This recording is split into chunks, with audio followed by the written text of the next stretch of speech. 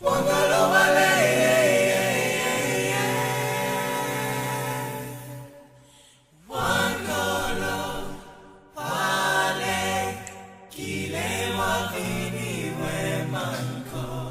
the CEO and founder of Rebuild Globally first went to Haiti after the 2010 earthquake, she had no real plan.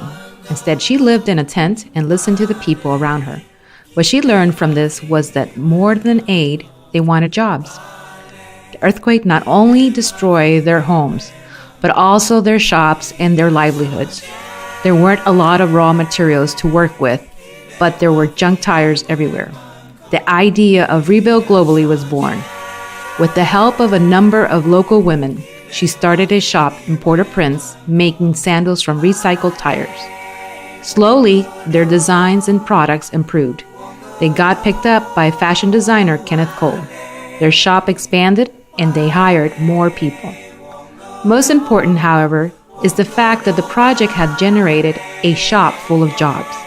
Each employee represented a family that was no longer dependent on foreign aid. Each paycheck represented an increase in the demand for local goods and services and a small boost in Port-au-Prince economy.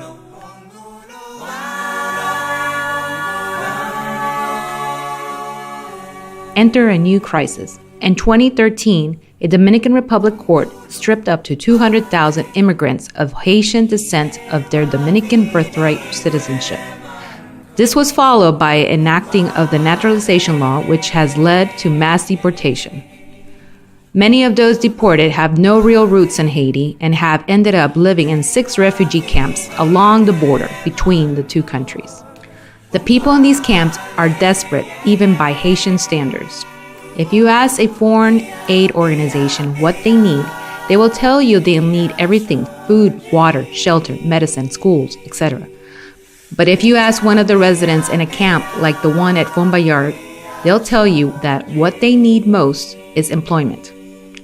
This is why Rebuild Globally began the Mobile Livelihood Project at Fond Bayard.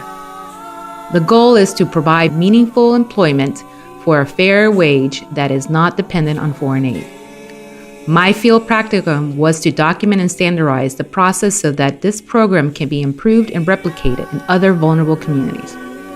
This will help Rebuild Globally bring employment to other vulnerable communities, both along the Dominican-Haitian border and beyond. To do this, I had to first learn as much as I could about the processes, how they were done, and why they were done that way.